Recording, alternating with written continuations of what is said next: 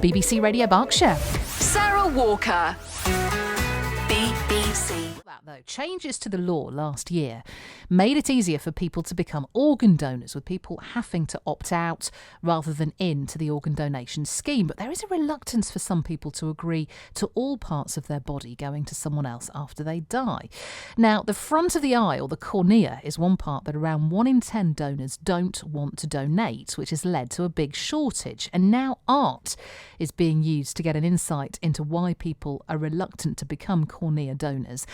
Anything But the Eyes is a free in-conversation event being held at South Hill Park in Bracknell next week to explore the role of art in dealing with complex feelings.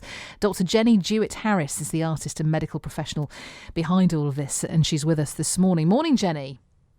Morning, Sarah. Lovely to have you on. Explain what's going on then at South Hill Park, first of all. Explain what this event is all about. Sure. Well, there's an exhibition at the moment of my artworks called Anything But the Eyes, and that's in the Mirror Gallery at South Hill Park.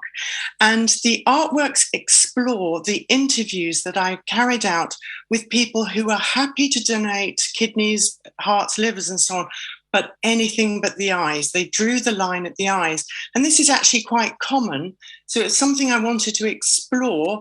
And from the interview material that I heard from them, I made art about it and then talked to them about their concerns through the art. So when you said you made art about it, describe that art for me. What does it look like? Sure. Well, there's a variety of different media. So I've got some drawings of the anatomy of the eye with all sorts of pictures that look like flashbulb memories woven into them. And it's because some people who don't want to donate their eyes feel that their eyes are almost like a personal black box recorder of their lives, and they don't want to part with that. It's too personal. It's as if it's their own self that sits in the eyes. So the artwork expresses that. There's some masks there. There's some stereo photography and even a stained glass window inside a clock. So it's a bit quirky, I think, is the expression I've heard used. But the important thing is it gets people talking about what they want to donate. And that's the really important thing about the exhibition, is to get people talking and hopefully registering to be donors. Yeah, I mean, is there an aim here for more people to come forward to donate their corneas? Is that essentially what it's doing? It's trying to have those conversations. It's trying to break down maybe misconceptions or just uncomfortable feelings. Well, I think it's about creating understanding. So there are some people who feel so strongly that parting with the eyes is never going to happen for them, whatever you try and persuade them, even knowing that it could restore the sight of someone.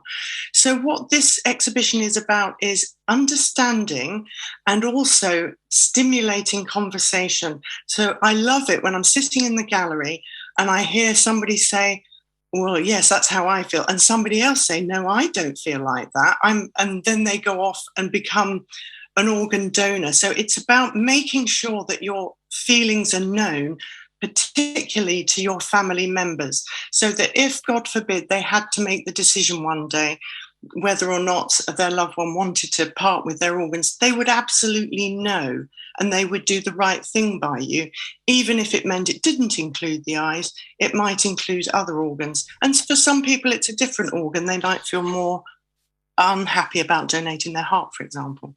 Yeah, that's interesting, isn't it? Because I don't think we have those conversations, which probably stems from our reluctance to talk about death at all, really. None of us really want to think about it and what might happen after it happens. So it's not just specifically about eyes, is it? It's about so many things, and about saying we do have to have those kinds of conversations.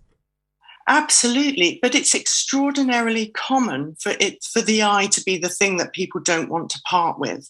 And, you know, you often hear the saying, the windows to the soul and all that kind of thing. And I think there is something about this in what I found in my research. It's not about religion. It's not about squeamishness. It's about the eyes in some way being that part of the body that's them, that's who they are. Even though every person I interviewed actually said to me, oh, I know it sounds silly, I know it sounds illogical. And I'm sure some people are shouting at the radio right now saying, yes, it is. But actually, that's how they feel, and that needs to be respected. But what's important is that they sign up to donate the things they are happy to part with. Good to talk to you this morning. Thank you for coming on. That's Dr Jennie Jewitt-Harris. Anything But the Eyes is being held at South Hill Park in Bracknell next week. Right, this is a brilliant song. Hootie and the Blowfish. Only Want to Be With You on BBC Radio Berkshire. Good morning.